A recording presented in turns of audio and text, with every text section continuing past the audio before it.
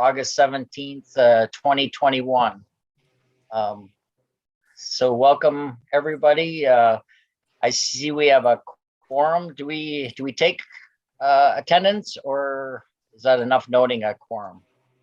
Noting as the chair that a quorum is present is a okay, great. So I guess I'd like to kick off with being this is kind of our first organizing meeting, just to kind of do a brief introduction, and so I'll just kind of throw it out there quick. I'm Representative Leon Lilly, representing 3 East Metro communities: North St. Paul, Maplewood, and Oakdale, and I'm happy to be in the house, and it's really nice to see you all, and thank you for joining us this morning. We just kind of pass it around. I see Senator Newman. I know he came in when I came. I served in a house with him years and years ago, so I'm going to go to, I'm guessing he's a senior member across the street, so I'm going to go to you, sir. I might be the senior member. I'm not sure. Nice to see you, Representative Lilly. Yes, we did serve in the House together. Had a lot of fun. I always thought it was really interesting when your brother was in the Senate in our caucus and you were in the House in your caucus. We had a lot of fun with that. My name is Scott Newman. I am a senator from west of the Twin Cities, Senate District 18. I represent part of Wright County, all of Meeker, McLeod, and Sibley counties. I've been on this particular subcommittee for a number of years now, and look forward to moving forward and serving with all of you in the future. Thank you. Thank you, sir. Good morning. Nice to see you. Senator Benson. Hi. Thank you, Representative Lilly. Michelle Benson, Senate District 31, Northern Anoka County, part of Sherburne and Isanti counties. I was elected in 2010, joined the Subcommittee on Employee Relations, probably 2011, but 2012 would have been our first meeting and action item. Happy to be back. Nice to see you, Senator. Senator Curran. Hello, morning, sir. Lilly. State Senator Mark Curran. I represent Senate District 32, Chisago and Isanti counties, just about 40 miles north of St. Paul, Minneapolis, and elected in 2016 and a member of the SCR since I joined the legislature. So glad to be here. And Representative Lilly, I think, and Michelle, you can confirm, but I think after introductions, we should likely do our organizing and elect our chair and vice chair before we have any further. Sounds great. I expect a lengthy speech from you, sir. Senator Isaacson. Good morning. Thank you. Having had the pleasure of serving in both bodies, this is my first time in SCR in the Senate. I'm Jason Isaacson. I represent SD 42, which is Shoreview and some surrounding communities, and I'm happy to be here. Thank you. Thank you, sir. I'm trying to still adjust to the new dressed up Senator Isaacson. I'm used to the old t-shirts and stuff that you always had in the house. Senator Bingham, good morning. Good morning, buddy. I'm Senator Carla Bingham. I represent Senate District 54, which is the Cottage Grove and surrounding area from South St. Paul all the way west down to Ninninger Township of west of Hastings.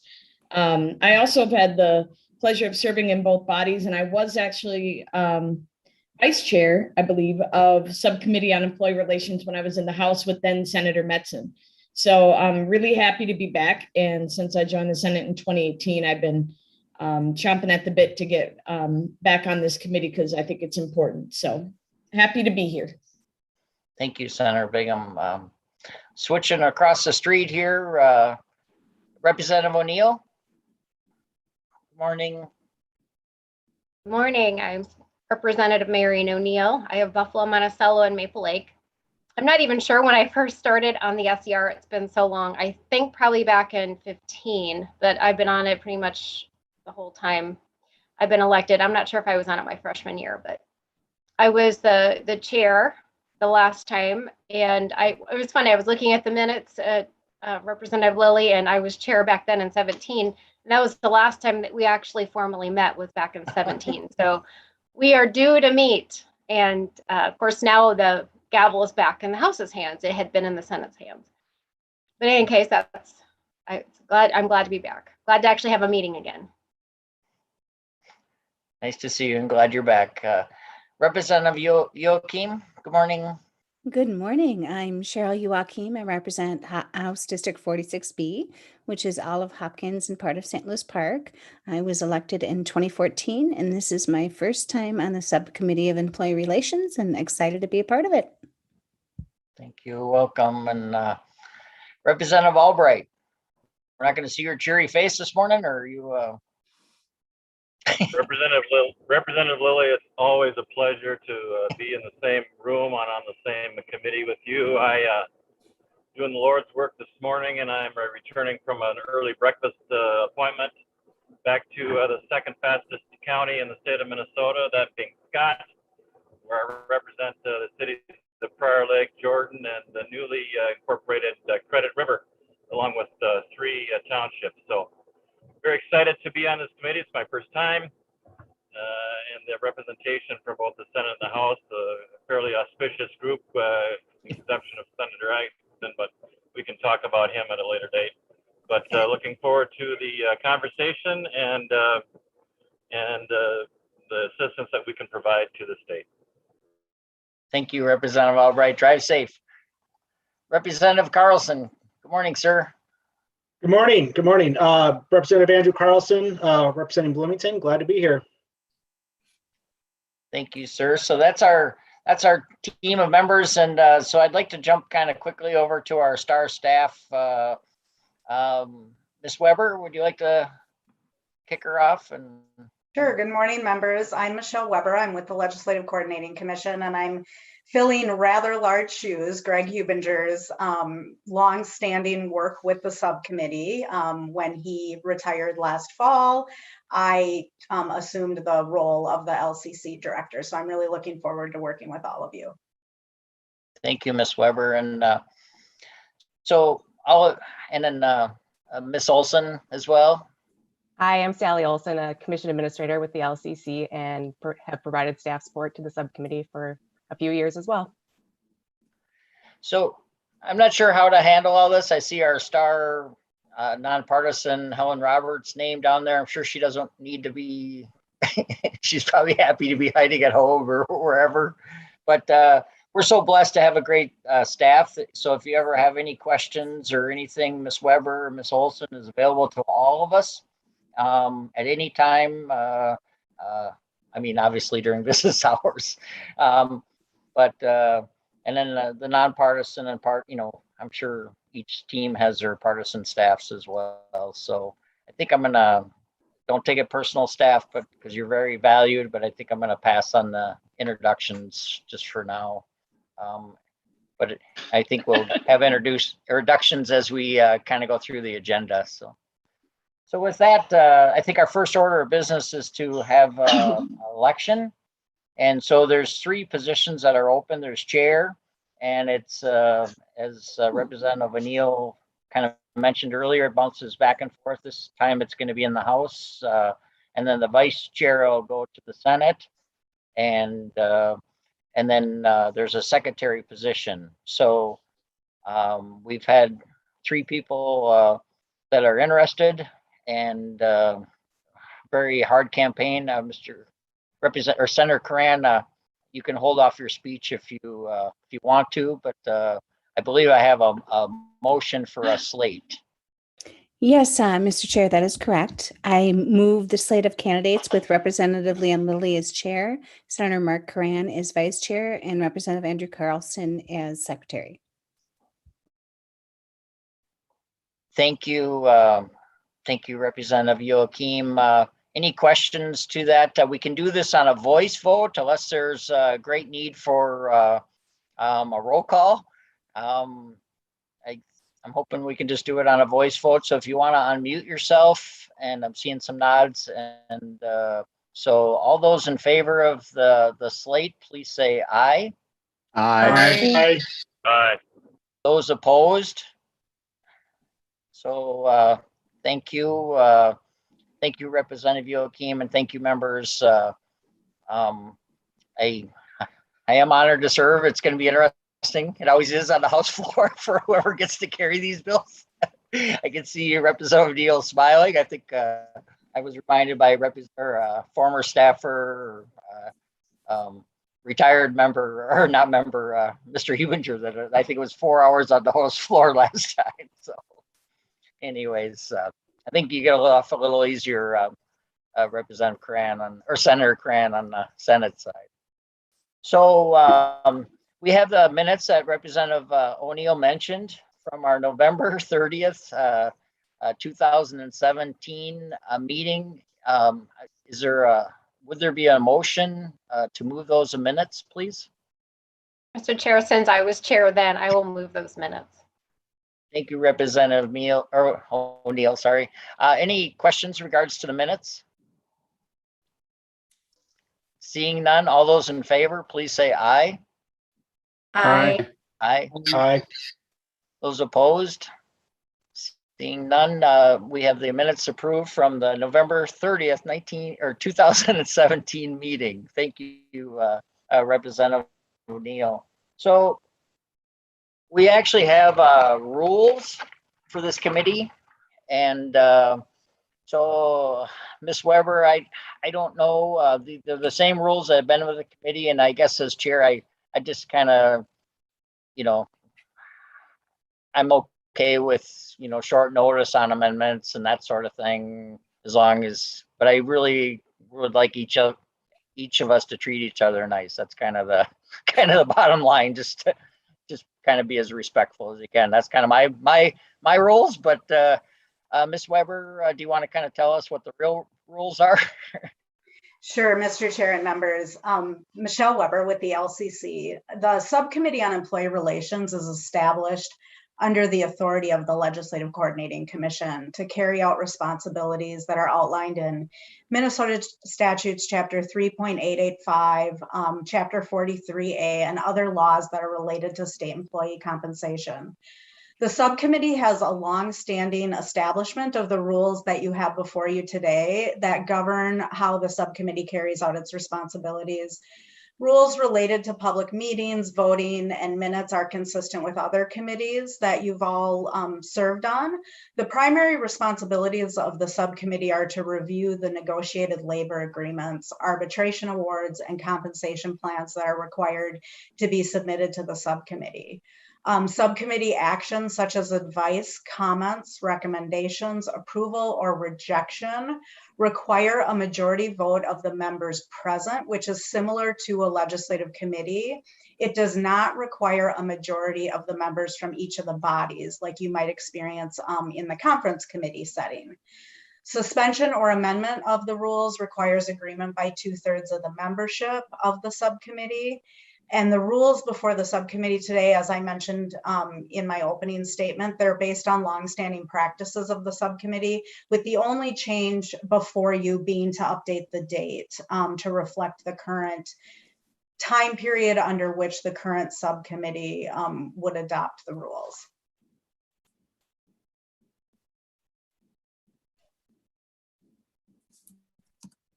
Okay, thank you, Ms. Weber. Any questions in regards to the minutes? Representative O'Neill. Thank you, Mr. Chair. So I have a question and possibly an amendment. So I know that this is something that these rules have been in place for quite some time, and there's reasons for that. I won't go into those reasons, but I'll just say briefly that one party controlled the Senate for 44 years, and that changed in the election of 2010. And so the 11 and 12 biennium, there was Republican control for the first time of the Senate in 44 years. And so there's longstanding precedents, but it has more to do with party control.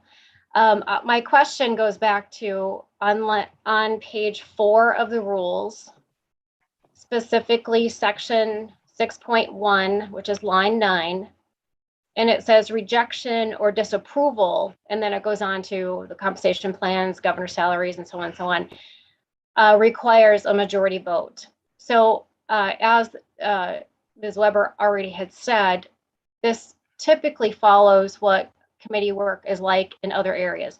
This is one departure from that, and it's always confounded me why, in order to basically stop a contract moving forward, you need a majority vote as opposed to approval. So the very next section down, 6.2, says approval or agreement of an award, compensation plan, governor's salary, and so on, is a majority vote of those present. So my question is 6.1 in statute, and this reflects a statutory requirement that you have to have a majority vote to stop as opposed to approve any of the contracts, awards, compensation plans, and so on is listed there. Is that in statute? Because it is certainly a departure from how we operate in any other committee. In other words, you need a majority vote of the committee in order to move any kind of bill or motion forward. And this is a departure from that. Thank you, Representative Neal. Representative Newman I think she or had, Senator Newman, sorry. Mr. Chair, I think Representative O'Neill had a question she wanted answered. Oh, okay. Sorry. Am I right about that? Representative Neal. Yeah, she was asking nonpartisan, I think. Were you not, or am I wrong? Ms. Weber, thank you. Yes, thank you. So Representative O'Neill, I am pulling up the statute. And we also have Greg Hubinger on a post-retirement option. So I did just have him join the meeting so that he can outline for you. I believe there are statutory provisions, but I'll have Greg confirm this, Mr. Hubinger confirm this for the group, that treat the negotiated labor contracts differently than the plans. Mr. Hubinger, welcome back. Nice to go ahead, sir, when you're ready. Good morning, Mr. Chair and members. It's nice to be back with you all after a period here. I think Representative O'Neill is asking a question about the different treatment of labor contracts versus compensation plans, just so I know I understand the question correctly, or is she raising the question about what it takes to reject a contract? Representative O'Neill. Thank you, Mr. Chair. In our rules, or the draft rules, it's specifically on page 4, line 9 versus line 13. So that is section 6.1, which it says rejection or disapproval of an agreement, award, compensation plan, governor's salary recommendations, or comparable adjustment lists, and proposed appropriation requires a majority vote of the subcommittee present. The very next section below that, which is 6.2, says approval as opposed to rejection of an agreement, award, compensation plan, governor's salary recommendation, or comparable adjustment requires a vote of the majority of the subcommittee. And so my question is, what does it say in statute? Does it say that in order to reject a compensation plan, and it has a bunch of other things there too, it takes a majority vote to reject it, where typically in committee, we need a majority vote to, say, move a bill forward, to approve a motion. And this is a departure from what we do in pretty much every other committee that I can think of. The only exception might be the governor's emergency powers, which is in chapter 12.31 specifically, but this just seems to be a departure from any other actions that we typically take in committee. Mr. Hubinger. Mr. Chair and Representative O'Neill, you're absolutely right. These two provisions in the subcommittee's rules reflect the statute that governs the approval of labor contracts. Section 3.855 generally provides that unless a contract is rejected by the subcommittee, it will go into effect. So if the subcommittee can approve a contract or it cannot act, either way results in interim approval of a contract. In order for a contract to not go into effect, it actually has to be affirmatively rejected by the subcommittee. Anything further, Representative O'Neill?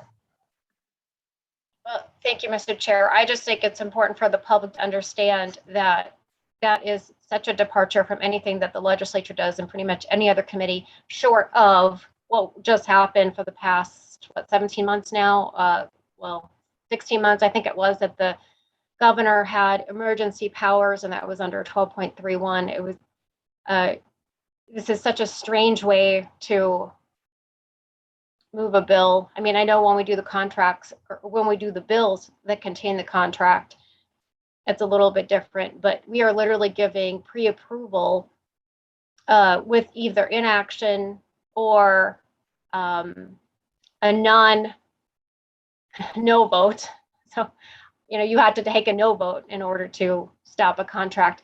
And those contracts can be in place for a year, sometimes more, by the time the full legislature weighs in on that. And by then you've already paid out half of the contract and the biennium. So this just is really awkward, and it's just a terrible way to do these sorts of things. And I really would urge the body to look at this carefully and propose some changes legislatively, since these are in statute right now. I just have a real problem with the way this is done. Thank you, Representative O'Neill. Senator Newman. Thank you, Mr. Chair. I've got a follow-up on Representative O'Neill's issue, and then I've got a separate question that I'd like to pose. Yes, sir. Representative O'Neill has touched on a question that arose back in the 2017 committee hearing, and subsequent meetings that I had with then Commissioner of MMB, Myron Franz, and that had to do with the fact that contracts were implemented before the legislature had an opportunity to approve them. And it sort of goes hand in hand with what Representative O'Neill has raised. And that, you know, I thought that was, you know, quite backwards. If the legislature is going to approve, that we ought to approve them before they're implemented. I remember Myron Franz indicating that, yes, that is a legitimate question. He was going to look into it and get back to me. And of course, you know, he has moved on, and I never received a response. But I would encourage the committee to think about that issue, because as Representative O'Neill pointed out, oftentimes these contracts are implemented and are implemented before the legislature has had an opportunity to even review them. And then one final question on this issue, Mr. Hubinger, the site on the statute that you just gave Representative O'Neill, could you give that to us again, please? Mr. Hubinger, did you hear the question? Mr. Chair and Senator Newman, I believe it's Minnesota Statutes 3.855 subdivision 2.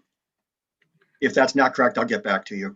And Mr. Chair, I can confirm that that's the correct, and it's paragraph C under subdivision 2 that outlines the role of the subcommittee when the legislature is not in session.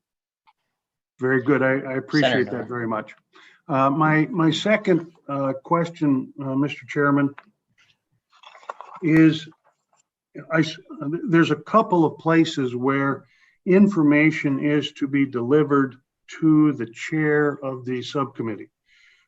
Specifically, and there may be more, I just read through this pretty quickly, but on page 2, under 4.0, Commissioner of Management and Budget shall deliver to the chair of the subcommittee a summary analysis.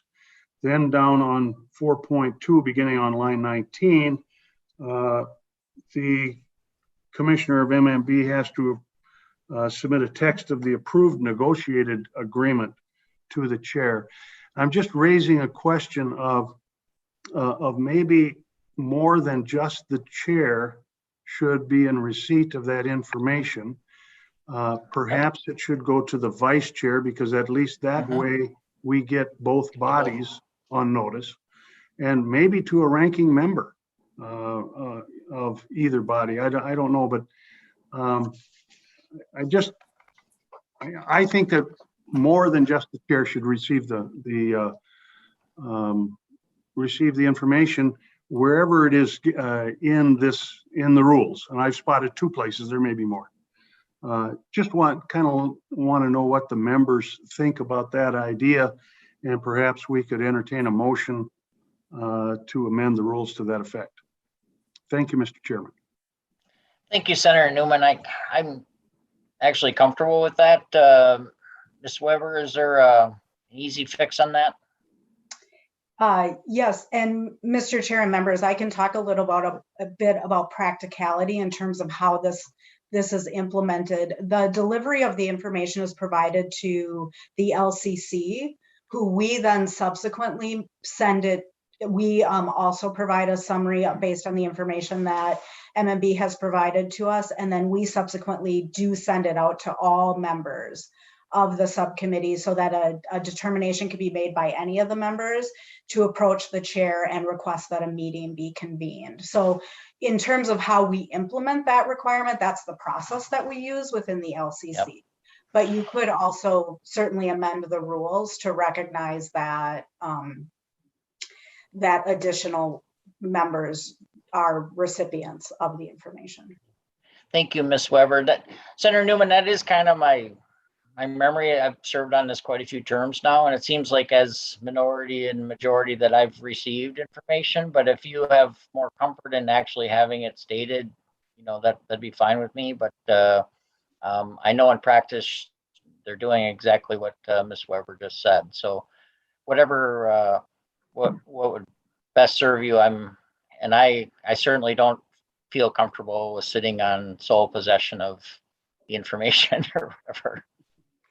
Yeah, Mr. Chairman, I realize that, what's in practice, but that isn't what the rules say. And I think that we ought to have the rules specifically say it. So, and maybe Ms. Weber could help us with a motion, but I would like to see that the rule be amended to allow or to require, I should say, this information be delivered to the chairman and the vice chair.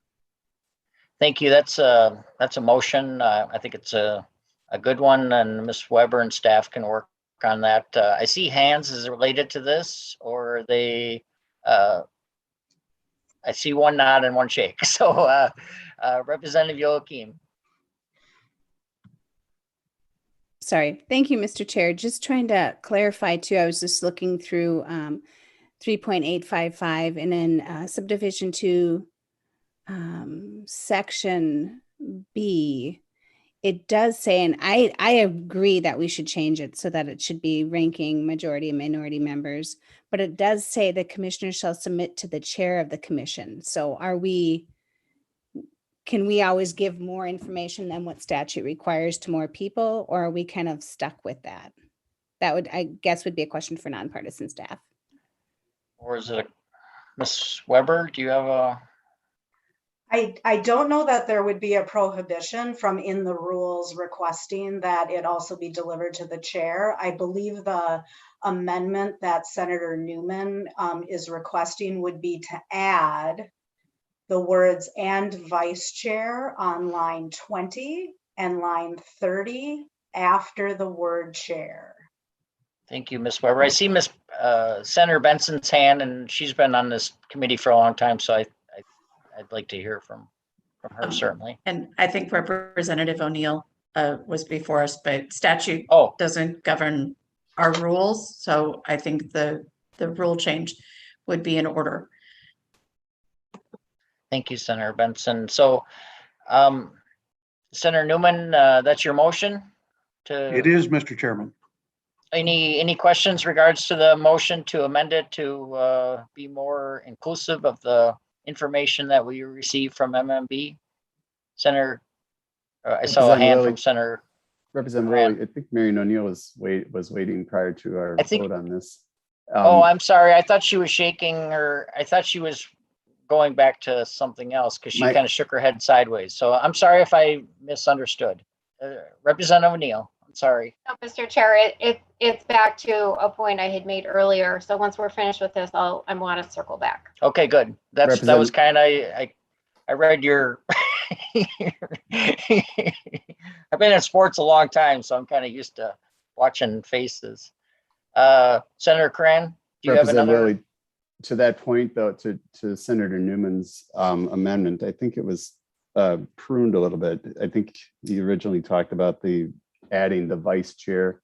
And as we described, as it was just described, it didn't include the ranking members of the House and Senate.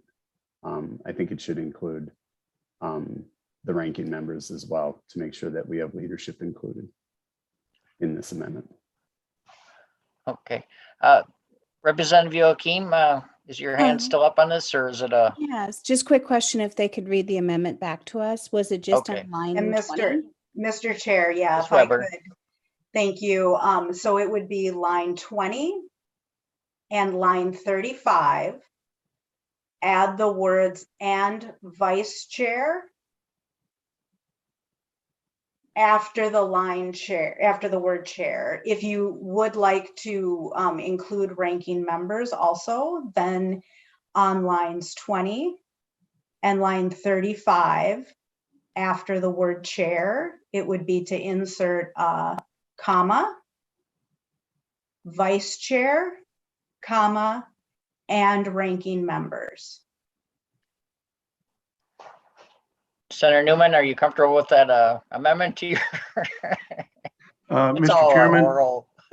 yeah, Mr. Chairman, I am comfortable with that. If we can either incorporate it or have it an amendment to the amendment, either way, I don't care. But yes, I am comfortable with it. Ms. Weber, would this motion also not be incorporated at line on line 9? Ms. Weber. Yes, Mr. Chair, I'm just looking. So line 9 refers to if I'm looking at line 9 of the rules, refers to the chair of the subcommittee alternating between a member. Senator Newman, am I looking at the correct line? Well, I'm looking on page 2, beginning on line 7, 4.0 Okay. procedures, and it requires the Commissioner of Management and Budget on line 9 Okay. shall deliver to the chair of the subcommittee a summary analysis. Correct. Yes, Senator Newman, I apologize. I missed that reference to just the chair. Okay. So you So would my want motion it- would incorporate, and Ms. Weber can help us with the actual language, would incorporate that information that is discussed at line 9. Yes. So I think we're there. Any questions regards to the amendment incorporating Senator Cran's additions to the Senator Newman's motion? Any further questions? All those in favor say aye. Aye. Those opposed? Okay, so we have amended, and then we're back to the O'Neill. Remind me not to go play Monopoly or anything with you guys, boy. You must read the rules book and everything. Representative O'Neill. Thank you, Mr. Chair. So yes, I in particular love rules because that's how you get things done. And so as I was reading 6.1 and 6.2, which is on page 4, it says both reject and disapprove, and then the next in 6.2 it says approve, but it's of the exact same thing. So they can't both be true. So you can't both need a majority vote to reject and need a majority vote to approve. It should be one way or the other. Representative O'Neill, can you repeat your first sentence because it cut out just briefly there? Sure. So in 6.1, it requires a majority vote to reject the agreements, the awards, and so on.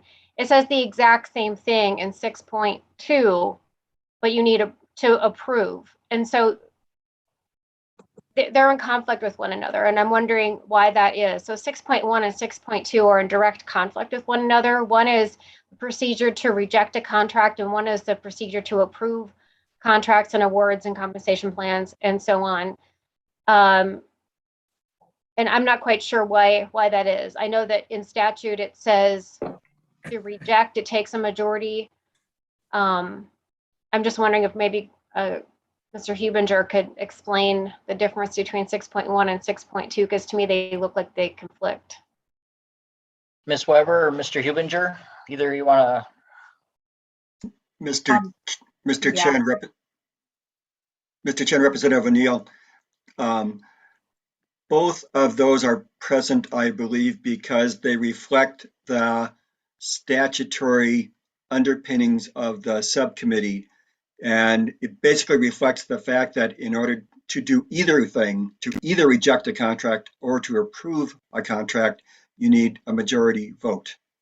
And so you're right that the subcommittee would either do one or the other. It would not try to do both for the same contract. Representative O'Neill, and then I have a question from Senator Isaacson. Okay, all right. Yeah, Senator. No, I'm good now, thanks. Senator Isaacson. Okay, so I'm actually, thinking I don't sense that they're in conflict. I think that they're, we need a majority vote to approve or reject the contracts, and I'm actually I think this is, I'm comfortable with the way it is at this time. So I would encourage, I'm guessing, did you want to vote, Representative O'Neill, or you just want a discussion? Was that a motion? I can't recall. No, I did not make a motion. I was just Okay. trying to understand, why this committee, the subcommittee functions so differently than any other subcommittee or committee that we all serve on. Like I said, except for 12.31, which is the emergency powers, there isn't anything else in statute that operates this way.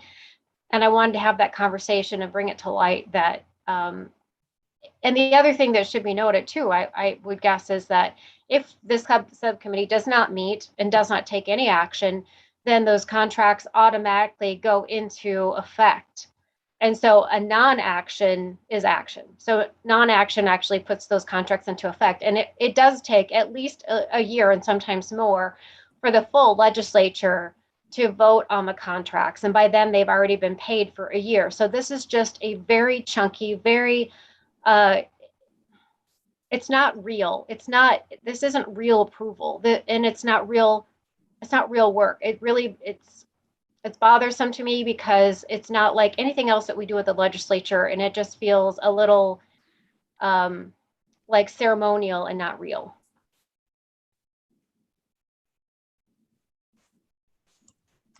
Thank you, Representative O'Neill.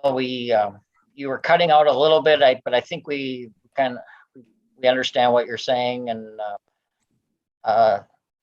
Senator Isaacson, is your hand up anew, or is it Just the have a old hand? question. Do we have an agenda of what's next or what we're talking about so we can? Yes, we do. We have an overview from MMB. So I think. Great. So, And but I Mr. want to Chair, respect if there's, questions, and now was the time. So Ms. Weber, you were about ready to hop on there for a second? Yeah, so Mr. Chair, prior to moving from this item, you will need a motion to adopt the rules as amended. Okay, thank you. Mr. Senator Chair, Bingham? I can make the motion to approve the rules as amended, Mr. Chair. Thank you, Senator Bingham. Any questions? Any further discussion? Phew, thank you. All those in favor of the minutes as adopted, please say aye. Aye. Aye. Those opposed? Thank you. So we have rules, and so that was fun. No, it's thank you. So I'd like to move on, and we have a overview with MMB and kind of where the collective bargaining contracts are for 22 and 23. And Ms. Kleisman, is that? Thank you. Welcome to our committee, and please go ahead when you're ready. Great, thank you, Mr. Chair. My name is Jennifer Klausman. I am the Director of Labor Relations, here at MMB, and I'm happy to be with you all in this committee this morning to present a overview of bargaining. I do have a slide deck for you, so I'm going to see if my screen share will work, and I'll get rolling.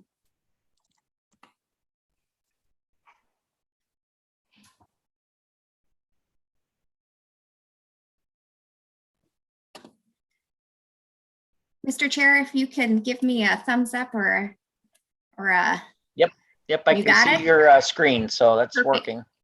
Thank you. Well, I'm going to do a brief overview of the timeline of everything that we are doing with respect to bargaining, the collective bargaining agreements. Starting back in the fall, so last fall 2020, we started working with the unions to pick dates and get push week, which is our kind of final week of bargaining scheduled, and really getting that overframe of when we will be getting together to work on negotiating those agreements. We are also working with our stakeholders, our HR and leadership teams for proposal topics. Then as we move into the winter months, we prepare those red lines and draft proposals as we get ready to open bargaining with the unions.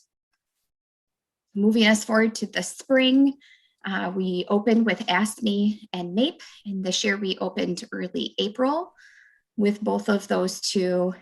We did start to open bargaining with some of the other units as well. And as we're doing the bargaining, we are costing out proposals from the union and proposals that we have on our side for potential costs or savings. Moving into the summer, we have our final week of negotiations. This year it ended up being in July. We were in confidential mediation with both ASME and MAPE and reached tentative agreements with both of those during that week. We also have opened with some additional bargaining units throughout the summer.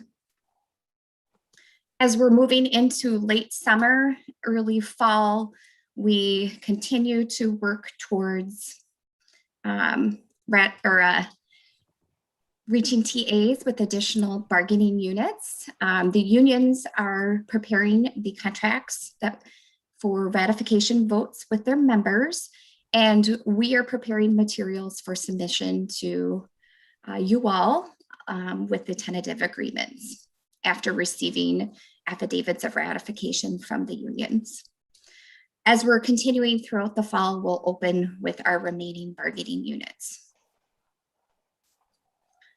So continuing in the fall and into next winter, we will continue to bargain with the remaining units. So MGEC, MLEA, MMA, MNA, and SRSEA. And then we'll send over additional tentative agreements after the unions have gone through their process along the way. Can you say what work groups are for? We have some newer members, and just even me, I'm not sure which one of those is. Oh, for those bargaining units? Yes, just. Okay. Yeah, so MGEC is the engineers, MLEA is the law enforcement group, MMA is middle management, MNA is the Nurses Association, and then SRSEA is the teachers, essentially. Thank you. Sorry to interrupt. No problem. Sorry about that. I do have a brief slide on Insurance Coalition Bargaining. The enterprise director for CCIP, along with my team, supports Insurance Coalition Bargaining. That also opened last spring, and that includes representatives from each of the bargaining units. And then we worked through finalization of Insurance Coalition Bargaining during the week of that we call Push Week, that final week of bargaining with both ASME and MAPE. So I didn't have a lot for you all this morning, but really that brief overview of our bargaining process. So I'm going to kick out of my slides unless somebody has a quick question on that this morning. I can see you all better if I don't have my screen share going. Okay, I see one hand up. So Senator Benson. Thank you. And thank you, Ms. Klassman. The legislature did appropriate operating adjustments, And so are you doing collective bargaining agreements that fit within the existing funds, or are you allowing negotiations that would require deficiency budgeting from the legislature? Ms. Glassman. Thank you, Mr. Chair. Senator Benson, we are certainly working with our MMB budget folks as we are working towards those contract amounts in bargaining. Okay. Thank you. Any further up, Senator Benson? Mr. Chair, I have a list. Yep, go so ahead. the legislature appropriated funds, you need to stay within those funds. That's as clear as I can say it. Do not go outside of those funds. We are not doing deficiency budgets if MMB negotiates outside those funds. Okay. Then the governor has issued a mandate for state employee vaccination. Are you including a vaccine mandate or in any way addressing that in your collective bargaining agreements? Ms. Glassman. Thank you, Mr. Chair. Senator Benson, we are not anticipating sending over any particular MOUs with respect to the policy that provides for folks to either provide proof of vaccination or submit to testing. Senator Benson. Thank you. And then you mentioned CGIP. Could you please send us over what the current CGIP reserve is? And then as part of your negotiations, disclose to us what the balance of the CGIP reserve will be, including how many months reserve are in place. I don't know how COVID has impacted claims in CGIP, but it would be helpful for us to have some visibility on those reserves. And then you heard the question, so you can forward that to the senator.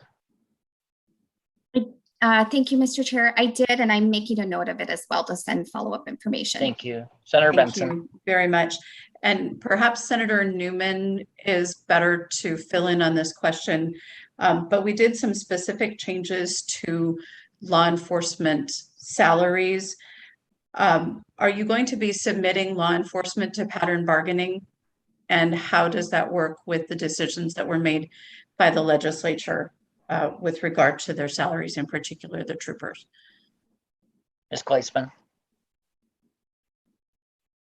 Mr. Chair, Senator Benson, we reached a tentative agreement with the law enforcement unit for the 1921 CBA, and they are currently in process with respect to kind of the union part of sending that out for a vote. And so given that we signed confidentiality agreements as part of that process, we won't comment on that until we are sending it over to the subcommittee for your guys' review. I just want to be clear, Mr. Chair, I apologize for jumping over you. No, the legislature spoke loud and clear, and I hope that the wishes of the legislature who appropriate the money were considered as part of the administration's offer to those units. So thank you.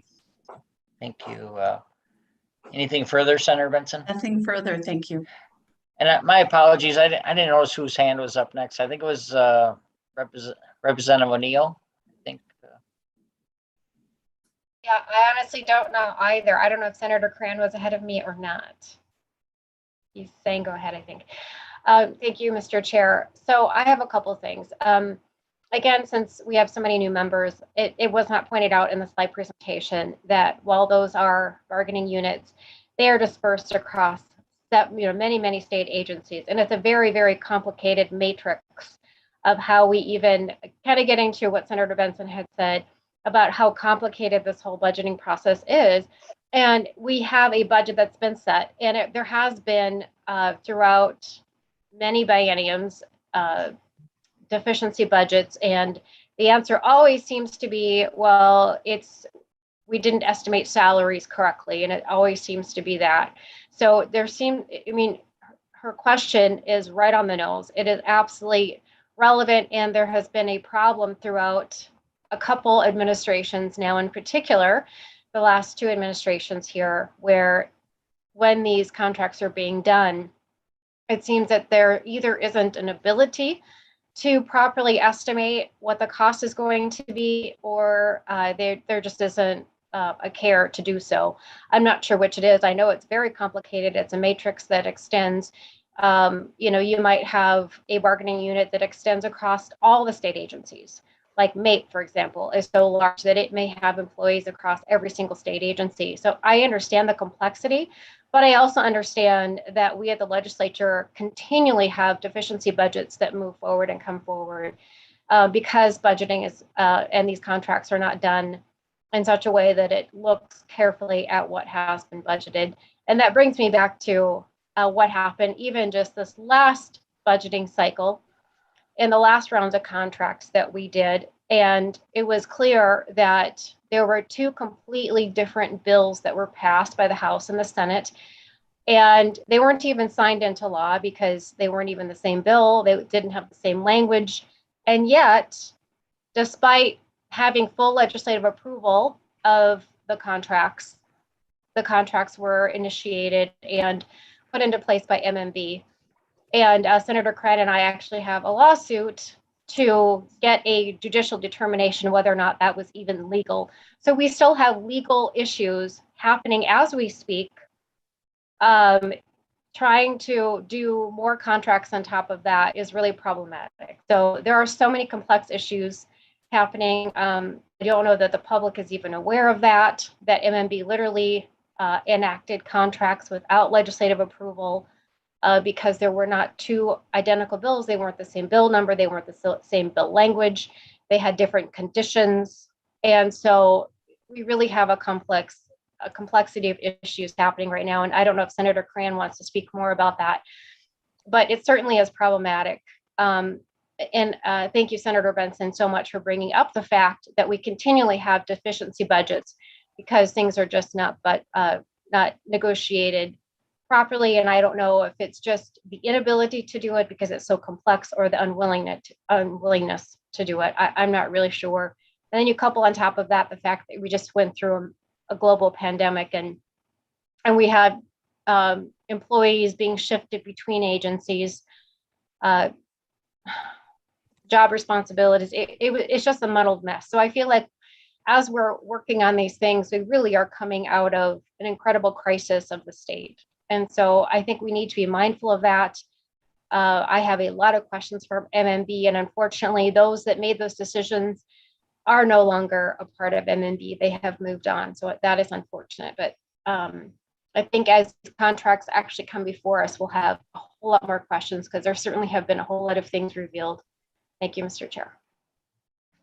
Thank you, Representative Neal. Senator Cran, Vice Chair Cran. Thank you, Mr. Chair. And to go along with Representative O'Neill, I think the term was agencies had the ability to absorb their contracts without ever providing a dollar amount or the actual financial impact. I think was one of the terms that was used last time to avoid actually providing the information. I think what we want to know is, and I think our line of questioning is always going to be, what is the real impact? And if you can't tell us the real impact of a contract in which you've just negotiated and you're experts at negotiating, it's either being withheld, or if you don't know, that either one of those are unacceptable answers and don't allow us to operate effectively in this, in our role, as well as the legislature when we go to approve these contracts. So my question is so you gave a really high level overview. Senator Benson covered the wages and kind of healthcare questions.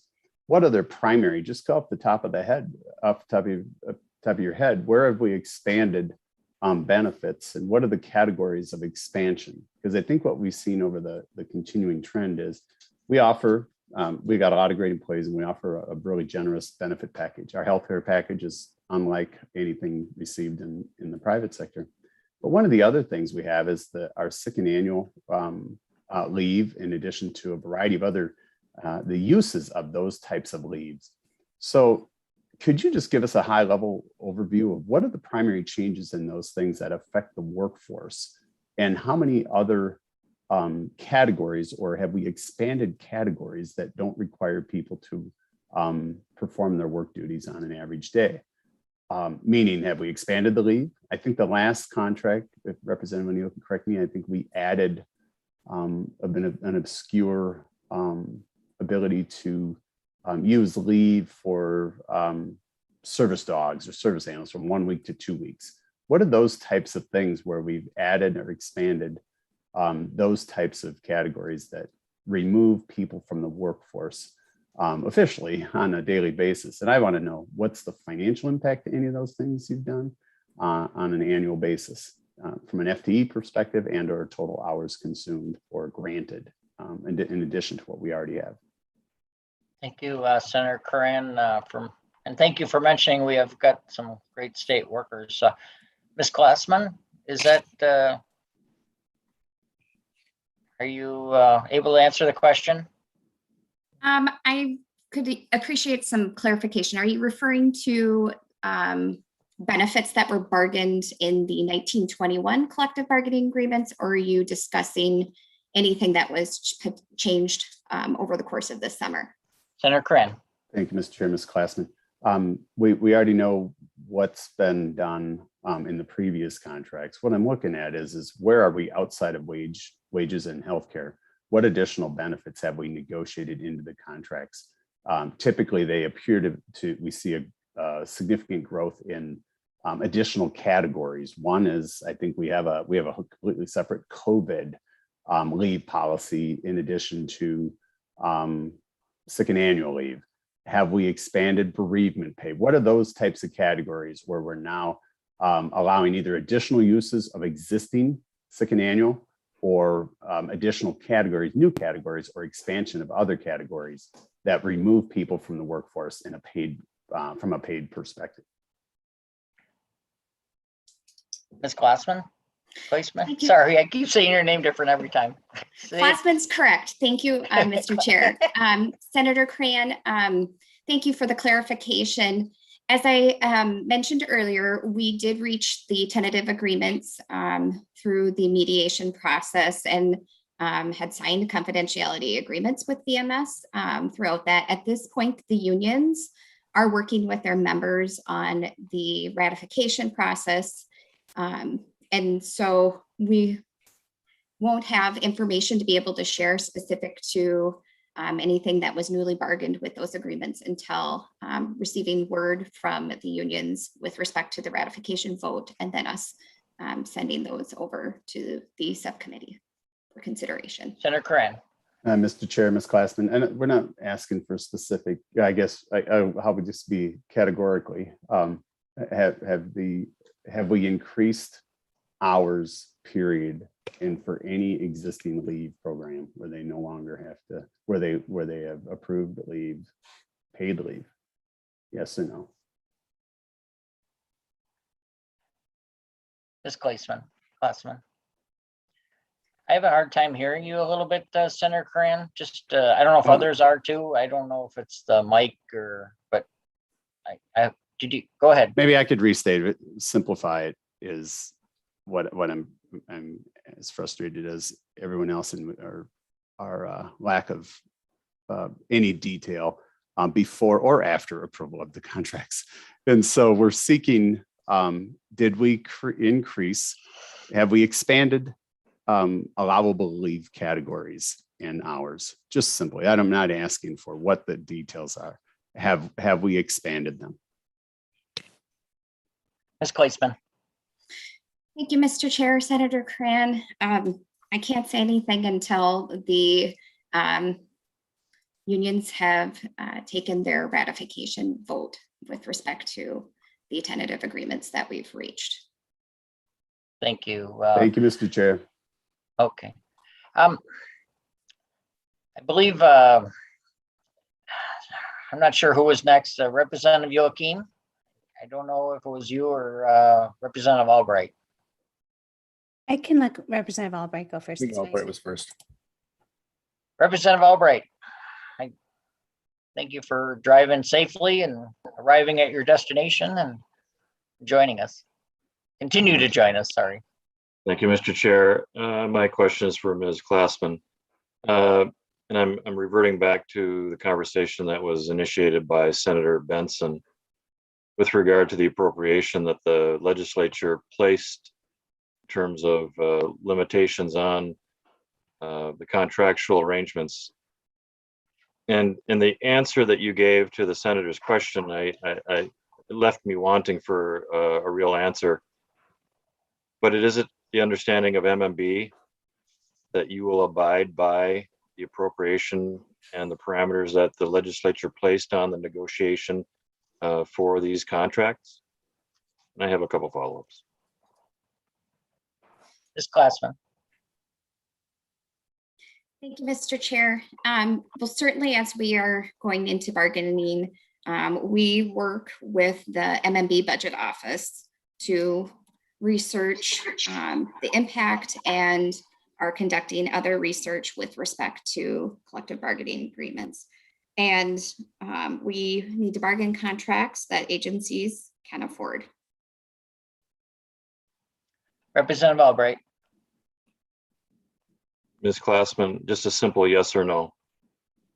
Is it the intention of MMB to abide by the appropriation and the governance that the guidance that the legislature has given to MMB to negotiate the contracts with the unions? Ms. Glassman. Thank you, Mr. Chair. Representative Albright, we do bargain the contracts that agencies can afford. Representative Albright. Thank you, Mr. Chair, Representative. And Ms. Glassman, is that a yes or a no? Representative Albright. Ms. Glassman. I believe she's answered the question. Do I? Mr. Chair, the point of my line of questioning is that definitively, this is an easy answer. This is an opportunity for the MMB to respond to the legislature in the affirmative that they are abiding by the doctrine and the governance that the legislature has set forth in terms of what MMB, how and for what monetary value they can negotiate. We are not in a position where we're giving them guidance only to come back some months later, only to discover that we now have a deficiency budget that we have to cover as well. To the extent that others want us to gloss over this and move on, I firmly disagree. The answer is a very straightforward one. Is an agency of the government for which the legislature is responsible to appropriate money, abiding by the legislative intent that the legislative body has set forth? If they are unwilling to give me a straightforward answer, then I think we have an issue, regardless of what senators or representatives might have in terms of protection or otherwise. I think it's a fiduciary responsibility that we are owed by the agencies to abide by the legislation that we pass. I'm asking for an answer. Thank you, Representative Albright. I thought she did answer it, saying that they are respecting what was passed by the legislature and working in the parameters that the Senate and the House have and the governor have signed into law. So it's, I don't know what. Mr. Chair, then I would expect in the coming session no deficiency legislation coming before either body, and I'll leave it at that. I hope you're right. Mr. Chair, there can be only question on that one is there will be no deficiency because if you're right, she just gave the answer that we were looking for. There will be no deficiency budget request based upon her answer and because of the affirmation that you just gave. Okay. Representative Joachim, thank you.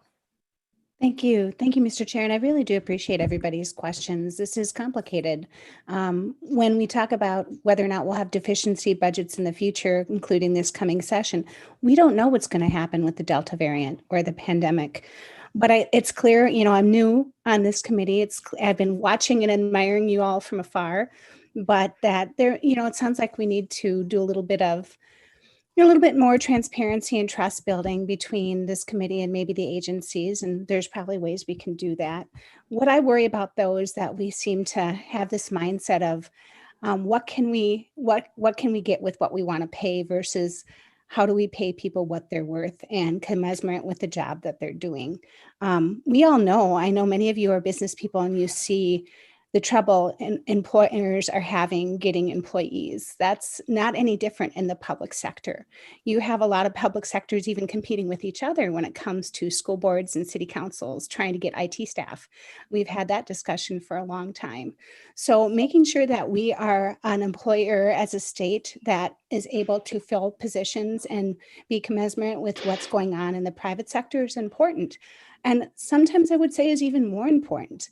You can have a restaurant where, you know, you don't have an extra wait staff because nobody is applying, or you can have an epidemiologist staff that can't go out and trace a lethal bacteria that's going on in restaurants.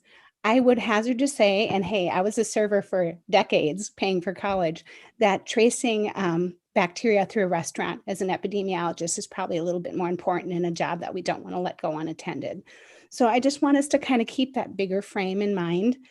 And maybe, just maybe with the deficiency budgets, we could even go back to the source and look at the fact that we count inflation on the revenue side when we do the forecast and not on the expenditure side. So maybe making that little tweak will make our job easier too. So thank you. Thank you, Representative Keem. I'd kind of like to hear from the three senators and then a little bit from Ms. Weber as far as the path of contracts through the, again, just to kind of wrap up on what we'll see in the fall here, our next meeting, if there is one, but Senator Isaacson, and then the vice chair after you, sir. Thank you. Oh, Bing. Okay, I saw your hand. Carla was Were you actually next, Senator Bingham? Senator Oh, Bingham. yeah. Thank you. I don't know where my hand went. I didn't. Okay, I just thought you took it down. I'm sorry. Oh, no. First, I don't think I can say it much better than the incomparable Representative Joachim, because she really hit what I wanted to hit on. But these are uncertain times, and again, I'll reiterate that as I talk to local business owners, I talked to a couple of them yesterday. They're having issues not only hiring people, but supply chain issues and all of the issues that make things so incredibly difficult to run their business and stay afloat. And they're trying to get by and provide services as well to the public. But I will say this, we have to remember that these contracts are negotiated. We don't do the negotiations. These are collectively bargained and negotiated between the administration and the bargaining units, and we ratify them. We don't change them. So these are our troopers, right? These are our snowplow drivers that we're going to count on, especially here in the coming months. Our correctional officers and our public health nurses and higher ed professionals that are teaching our future workers. And so I think we got to kind of be mindful of what the chair said before about being respectful. That means to our members, but also to the testifiers that are here, and really be mindful of what we're going through right now and what the workers are going through. And I agree with Representative Joachim that maybe this is going to be an opportunity to take a look at what paying people what they're worth. And I think that one thing that I wanted to go back to was something that Senator Benson said about the troopers' pay. So my memory is that there were two separate things, is that there was a compensation increase, 100% there was, but there also was a study in, I believe, the transportation bill that looked at providing a baseline report that local law enforcement can use as well. And that, I believe, is coming back to us, not us, but will be ready in March. If memory serves me right, I could be wrong on that. But I just wanted to point that out too. Thank you. if I could, Mr. Chair, Thank you, to that Senator, point. and Senator Benson to that point. Yep, thank you. And we've done Yep. compensation studies for the troopers. They've been asking for years to not be put in pattern bargaining so that they could compete with larger metro areas. That's why the legislature pushed compensation, because they couldn't get it through M&B. Hence my question about pattern bargaining. And I want to make sure that the people negotiating at M&B realize the legislature took specific action in response to the intransigence of M&B to solve the problem on their own, and they should not revert to old behavior. Thank you, Senator Benson, for the clarification. Senator Isaacson. Oops, there we go. I don't know if it's the time spent in the last couple of years dealing with year and a half dealing with COVID, or if it's just being tired of listening to what I would consider to be political garbage and baloney. But I'm just very incensed by some of the rhetoric I've heard here today, being dressed up in nice and a polite way that's clearly politically pointed. And why I say that is because I have listened to on the floor my friends on both sides of the aisle eviscerate state employees and find ways to take them down a notch or use them as a punching bag in the political setting. And I don't know that that's what anybody here is doing on purpose or not, but it feels that way to me when I watch some of the comments that are coming through here, whether it's why these contracts have to be passed the way they are and how the committee votes on them, or talking about this idea that the government and private sector should somehow equate when they're not the same thing. I don't understand that. I mean, I think, frankly, I'd be a lot more sympathetic for your argument about this disconnect we have between how we budget our money and how contracts are negotiated if I didn't think that at every chance my friends across the aisle were looking to in some way dismantle or take down our public unions. If I didn't think that was the case, I think I'd be much more willing to hear what you have to say. But to watch these pointed questions to Ms. Claesman when she is answering the question in an attempt to get a gotcha moment is just pathetic. And I don't appreciate it. I'm tired of watching this kind of rhetoric go on. And this is what I dealt with the last 2 years in watching our disagreements. And we wonder why people think partisan politics broke. Well, anybody who's paying attention to this can clearly see why. This isn't about the budget, right? And not only that, Senator Benson, it's wildly inappropriate for you to think you can somehow negotiate or dictate what they negotiate in the contracts. That isn't appropriate at all. That isn't our job. And to say that and tell them that that's what they should do is ridiculous. So again, we sit here and we try to have a meeting where we're going to have a discussion. And again, we find ourselves falling into this kind of rhetoric that's clearly gained at one group inappropriately. This isn't about making it better. And that's what I struggle with, because if I really thought it was about making it better, I would be with you in line saying, we got to fix this disconnect, because Senator Newman was right when he said there is a problem that we negotiate, we're doing our negotiations, and we're setting the budget. I do agree there's a disconnect there, and we should try to fix that. And if I had any faith that the best interest of the public employees was involved on both sides of the aisle, I would engage in that discussion, but I don't. And so I am just really frustrated when I hear things like, this is an easy answer. This is classic rhetoric I hear on the other side. We take an argument in a vacuum out of context and we make it seem like it's common sense, but when it's applied to the real world, it has nothing to do with it. That's exactly what we have going on here. I'm looking forward to the flurry of hands coming up and having this discussion with all of you if you'd like to. I'm really tired of it, and I think the public's tired of it. I think they're super tired of this kind of politics. And so I hope that we can engage on what I just talked about for the next hour. Let's do that. Thank you, Mr. Chair. Senator Isaacson, thank you. I was hoping to have to go to Vice Chair Coran and kind of wrap up, but Senator Benson, you were I was mentioned, Mr. Chair. So I don't know if you we do have difficulty hiring employees at places like MSOCs, and that was part of the budget negotiations. So when you say that I have no say in setting contracts, I put money in so that we could hire the people we needed at MSOCs. The legislature spoke specifically about compensation for law enforcement. And I think I know the legislature has a specific role in taking responsibility for how these agencies run. And so as we put forth operating adjustments in consultation with our commissioners, that's where we put our imprimatur. It is then not the place for MMB to say we can do whatever we want. We considered, we negotiated, and we delivered a budget. And that's, when it comes to things like the balance in the healthcare fund, are we charging premiums to employees that protect the balance in the healthcare fund? So that if there is an issue that emerges, that balance is sufficient. Those things matter. In long term, we're going to have to keep all of this in balance. The healthcare fund, making sure that we don't have deficiencies when there was good faith negotiations by the legislature and now by MMB. So Senator Isaacson, I'm not trying to tell MMB what to negotiate. I'm telling them what the legislature did. It's not me.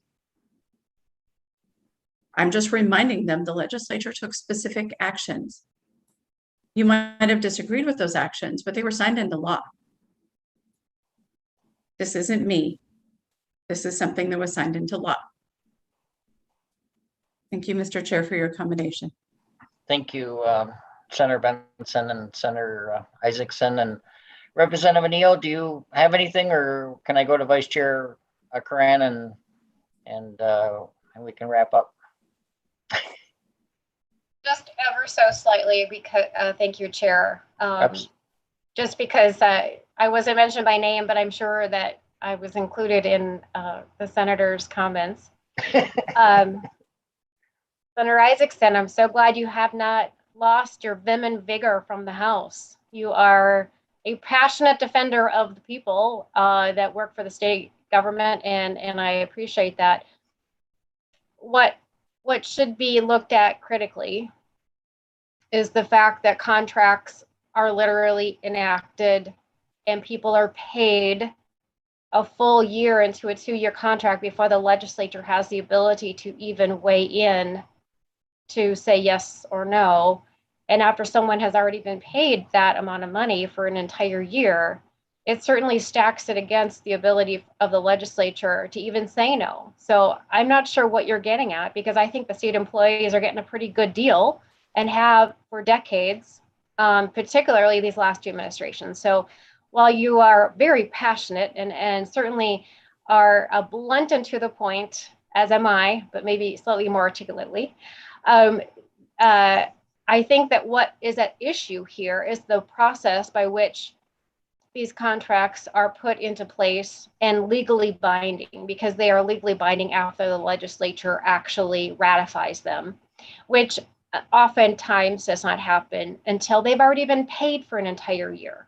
So let's talk about the realities of what we are actually doing, which is why I call this very ceremonial, because had we not met at all, whatever contract, and we still could not meet. We could not meet when the contracts come through and they automatically go into effect and they automatically start being paid. And it could be a year later before the legislature has the ability to say, no, that contract does not fit within the parameters for which we already set. So that's what's problematic, Senator Isaacson. And I appreciate your passion. And you and I go way back. We were elected the same year. And you had just as much, if not more, passion when you were on the House floor. But let's talk about facts. And so while I appreciate, that you are very passionate about state employees, we should really stay in the realm of what is factual and not really, I don't appreciate the personal attacks on either side. So let's just keep it to the facts. Thank you, Mr. Chair. Mr. Chair, first of all, Senator Isaacson. I want to thank Senator Benson for trying to promote me back to the House. I'm sure she would love that to happen. And I know that was meant with no ill intent at all. I'm just making a joke. I think it's important, and I hope that this has been recorded. And I would encourage all my friends across the aisle to go back and hear what Representative Joachim said, because she addresses exactly why some of the things happen the way they do. It just isn't convenient for some people. And I don't disagree that there is a disconnect we should be looking at, right? And if I thought that disconnect could happen with the best interests of Minnesota involved, I'm happy to have that discussion with you or anybody else, right? But when I continue to watch the rhetoric I see on the floor, in the media, and during campaigns where I know there's one side versus the other, that doesn't lead me to feel like the best interests of the state employees are being taken into account. And let us be 100% clear. The reason our state is so amazing today is because we have a wonderful school system, a good environment, a robust business class, and the best state employees in the business. Those four things are what keep us going. And we need to make sure we take care of all four. So I just really struggle with some of the rhetoric I've heard, and that's why I responded. Although I do appreciate what y'all are saying. Thank you. Thank you, Senator Isaacson. And I want to thank Ms. Glassman before we get, I neglected to tell her thank you for coming to us. And I'm certain that you're available for questions, or MMB is, if any members have questions regards to the contracts or how they're negotiated or anything, as well as our staff. Vice Chair Coran, I think we might be getting there. This is kind of a weird thing.